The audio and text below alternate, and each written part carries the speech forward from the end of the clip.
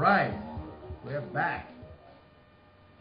And we're talking about the, well, we were talking about the Nokia Lumia 520 and that 520 series. If you're in the market for a good budget phone, definitely that is something you might want to check out. So, hey, go ahead and check that thing out if that's something that you want over on at AT&T. Now, Flipboard, we're talking about, many of you know that Flipboard is that web service, where you can read different things and stuff like that. Well, according to The Verge, I think it is, they have some interesting things to say about Flipboard. And, we're going to talk about it right here. Flipboard is now going to be, or is now in your web browser, and they're starting today with online magazines. They are laying the groundwork for the full Flipboard experience on the web. So if you're someone that uses that service, you should, obviously you should be happy about that. Now, as a part of this new effort to move beyond mobile devices, Flipboard is making its first big jump to the web. Prompted by the success of the user-created magazine, Flipboard says users have made over 2.5 million. The company is today launching the full HTML5 version of its magazines. Unlike the magazines that launched as a part of Flipboard 2.0 earlier this year, these will work on any browser, whether you're on mobile or desktop. Because remember, Flipboard was just for the mobile offering, and now it has moved to the HTML5, which means that it can be played on laptops, desktops, or anything like that, because it's moving to the web. Now, it will work on any browser, whether you're on mobile or desktop, and it's only the first step towards the larger web experience. The company plans to bring articles into the mix in the next few months with the full Flipboard experience, with search, your subscriptions, table of contents, all of that stuff rolling out to users around the end of 2013, end of this year, into early next year. Now, the CEO, Mike McHugh, told The Verge about the backstory of Flipboard, of bringing Flipboard to the web. When, according to him, he said, when we started, he says, we thought that we were going to build a website. Hearing rumors about Apple's iPad, they bet on the tablet app, and now 3 years after launching, they're moving back to the desktop. Though McHugh agrees that the recent demise of the Google Reader, as you know, Google canceled its Google Reader service, played into a big decision to build for the web. The team wanted to open up its users to users magazines to a bigger audience instead of keeping them stuck behind the app wall. Now, we're going to show you how Flipboard works and just a little show of what it does. And here in a minute now, on loading one of the new magazines in the browser, you are greeted with a UI that fills your browser window, and it dramatically resizes as you expand on a big monitor, or shrinks the window down to the size of a single article if you're on a smaller monitor. If you've used Flipboard on a phone or tablet, then you're going to feel right at home with this new Flipboard HTML5 version. The app's trademark card flipping experience type situation, why they call it Flipboard is because you're flipping the pages like you would a book.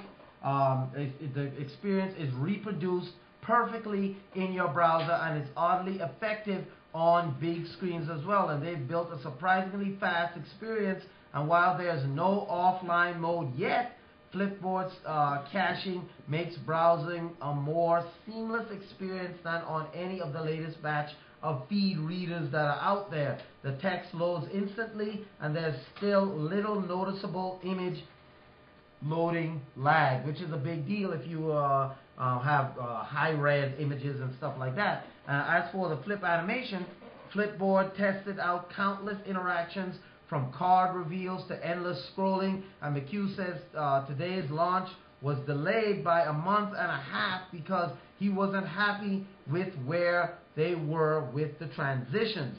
He explained that they knew they wanted to keep the page as an elemental unit of Flipboard's experience on the web, and curiously, they found flip interaction was most effective if it worked the way they wanted it to work. Now, it works best with arrow keys and the space bar because it's using that HTML5, and they didn't have to compromise with the trackpad interactions and stuff like that. And by maintaining the strict code, images would always be fully on the screen and not cropped by the page or card limitations. So this is definitely something good if you use Flipboard often for your articles on the web and stuff like that. This definitely is a good thing. But otherwise, this might be something that you're like, well, I don't use it anyway. So the fact that it's on web browsers now, I mean, because this thing is wildly popular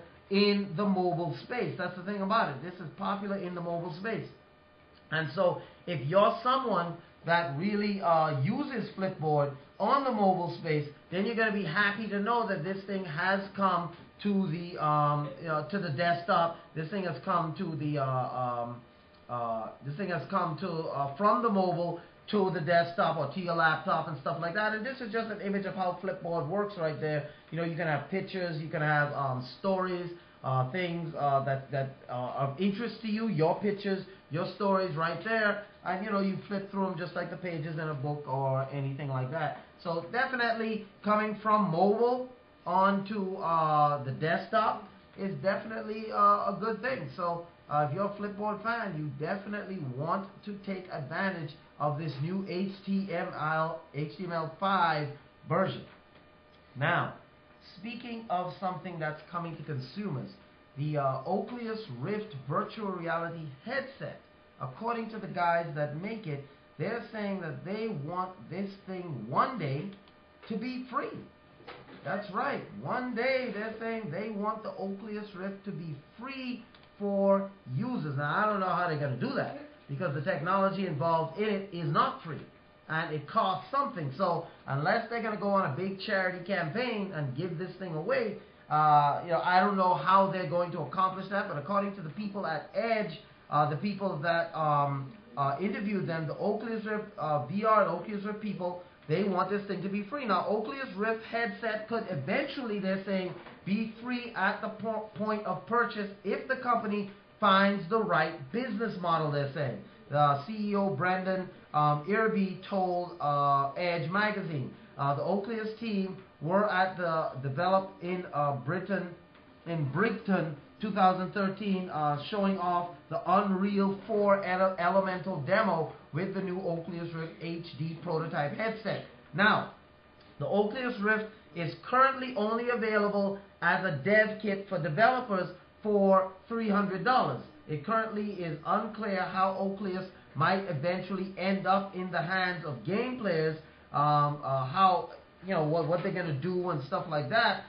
So obviously, the CEO was asked what the company planned for the consumer launch, and here's what he had to say. He said that the lower price point, the wider the audience. So we have all kinds of fantasy ideas. We'd love it to be free one day. So how do we get it as close to free as possible? Obviously, it won't be that in the beginning because, in the beginning the technology is new, he's saying. They say they are targeting a $300 price point right now for launch.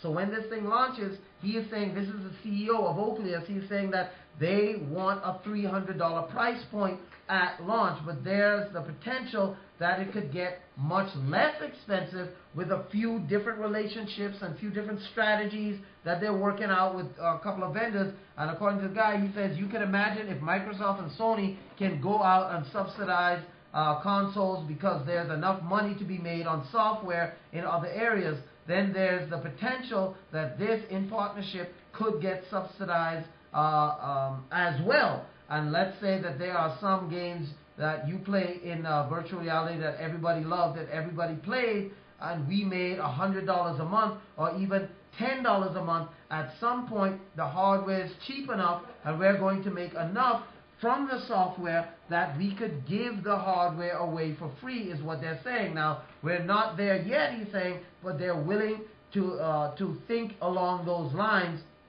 as to how he could make this free.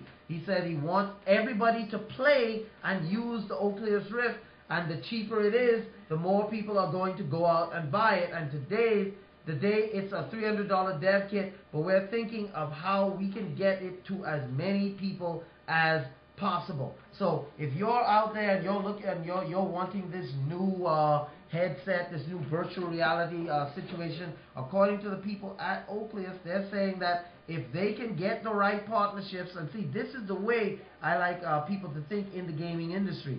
They're saying if they can get a few key partnerships together where they can make enough money on software, they don't see why the hardware couldn't come out at $300 or less. And so definitely this is what you want to do, you know, because the Oculus Rift, right, I mean, this is going to be a top piece of technology, and this is the new version of the Oculus Rift right here. Let me see if I can enlarge this right here. This is the new version right now of the Oculus Rift right here. This is the new version right here. And this right here, this thing is going to be sweet when it comes out. Full 3D immersive worlds. I mean, you're in the game. Imagine playing NBA 2K where you're the player and you pass the ball to LeBron, you pass it to Kobe, they pass it back to you and you grab it. You have to do like an alley-oop, and you actually have to do the alley-oop because you're looking at your arms in the game. You're not looking at the ball or anything like, I mean, at a character. You're looking at yourself, because that's what the Oculus Rift brings to the table. The Oculus Rift brings to the table the ability to see yourself in the game. That's what you see, yourself in the game. You see your arms, you see your legs. You can't see your face because you couldn't see your face in real life if you're looking out into the world. That's what you're going to see with the Oculus Rift. And when you look left, you see graphics. When you look right, you see graphics. When you look up, you see graphics. Not you look up and then the picture just moves up. No. When you look up, it's just like when you look up in the real world. And so this thing is going to be top notch. And for $300, right here, you know, we're going to get that here on Tech Pulse. And speaking of which, I tracked the Leap Motion. They say it's supposed to be here on Friday. So we're going to have to give you a full unboxing come Monday of the Leap Motion, the gesture control handset that doesn't need any keys or any touch screen in order for you to use it. So definitely stay tuned here to Tech Pulse, because the Leap Motion is something that is not in stores yet, but it's going to be here on Tech Pulse. So just stay tuned. Well, we've reached the end of another Tech Pulse. We're going to be back tomorrow with some more news and more reviews of all the things tech. And you just stay right here for the news you need in the tech world. This is a show that keeps you in step with the technological world while keeping you one step ahead of everybody else. We're going to check out now, and we got one word for you: oust. Later.